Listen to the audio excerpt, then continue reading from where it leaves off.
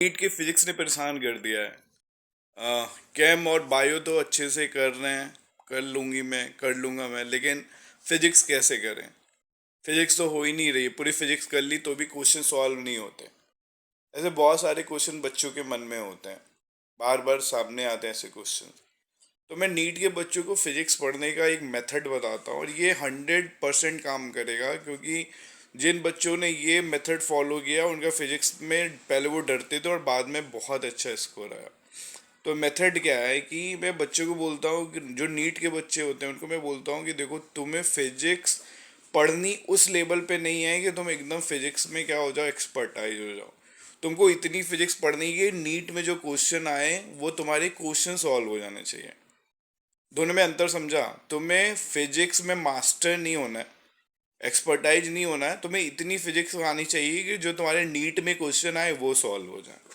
समझा? अब जैसे फॉर एग्जांपल तुम कोई टॉपिक पढ़ते हो, जैसे मान लो तुम रोटेशन पढ़ते हो, तो रोटेशन अगर डेप्थ में पढ़ें, एक नॉर्मल से हम कोई बुक उठा के पढ़ते हैं, तो वही टॉपिक जेई एडवांस का बच्चा भी पढ़ता है, वही जेई मेंस का बच्चा भी पढ़ता है, वही नीट का बच्चा भी पढ़ता है।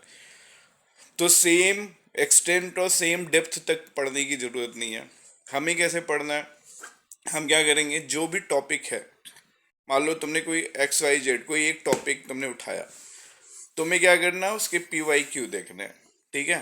तो उनके पी वाई क्यू देखोगे तो तुम्हें एक पैटर्न समझ में आएगा, अच्छा इस टाइप के क्वेश्चन आते हैं, ये फॉर्मूला बार बार यूज हो रहा है। ठीक है?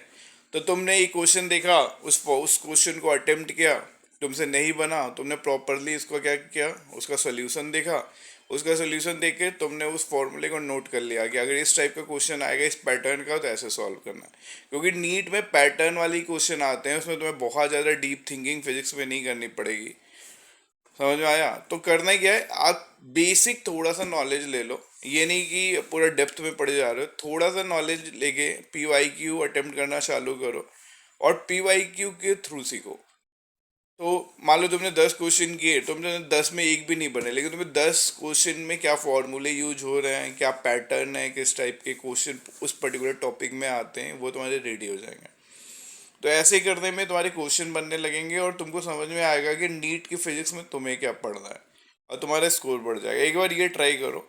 अगर अभी तुम क्या कर रहे हो, अभी तुम सोच रहे हो पहले मैं पूरा फिजिक्स का सिलेबस अच्छे से पढ़ दूंगा डिटेल में और उसके बाद फिर मैं क्या करूंगा, क्वेश्चन सॉल्विंग स्टार्ट करूंगा। तो फिर एक तो तुम्हें टाइम नहीं मिलता है, और फिर जब तुम क्वेश्चन अटेम्प्ट करने जा रहे हो तो अब भी नहीं बनता है। ठीक है?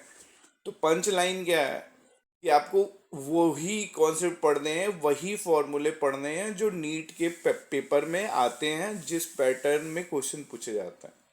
तो हम कैसे स्टार्ट करेंगे, पी वाई क्यू सॉल्व करना चालू करेंगे, उसका सॉल्यूशन देखेंगे। तो 80 to 85% अप्रॉक्स क्वेश्चन तो सीधे फॉर्मूले बेस्ड होते हैं, तो वो देख के तुम समझ जाओगे कि फॉर्मूला कैसे लगाना है। जो रिमेनिंग 10 to 15% क्वेश्चन रहेंगे जिसमें कुछ ट्विस्ट होगा, जो तुमको देख के सोल्यूशन समझ में नहीं आ रहा होगा, उसके लिए जिस भी सर से तुम पढ़ रहे हो उनसे वो पर्टिकुलर क्वेश्चन जाके समझ लोगे। अब मान लो कोई सर ऐसे हैं जिन्होंने बोला कि भाई ये जो 10 to 15% क्वेश्चन है ये मतलब इसके लिए आपको पूरा टॉपिक पढ़ना पड़ेगा। तो आप रिक्वेस्ट कर लो सर से कि अभी सर पूरा टॉपिक पढ़ने का टाइम तो नहीं है, इस 10 to 15% के लिए जो शॉर्टेस्ट मेथड हो सकता है, जो सिंपलेस्ट मेथड हो सकता है, जो फॉर्मूला यूज हो सकता है, आप बता दीजिए। ऐसे रिक्वेस्ट करोगे तो सर वो पर्टिकुलर क्वेश्चन सॉल्व होने के लिए जो तरीका होगा वो आपको बता देंगे और वो क्वेश्चन सॉल्व हो जाएगा। तो ये आदत डालोगे, ये प्रैक्टिस करना चालू करोगे तो धीरे धीरे इसमें प्रो हो जाओगे। कंक्लूड क्या कर रहा हूँ, क्वेश्चन पे अटैक करो नीट फिजिक्स सीखने के लिए, क्वेश्चन के थ्रू नीट फिजिक्स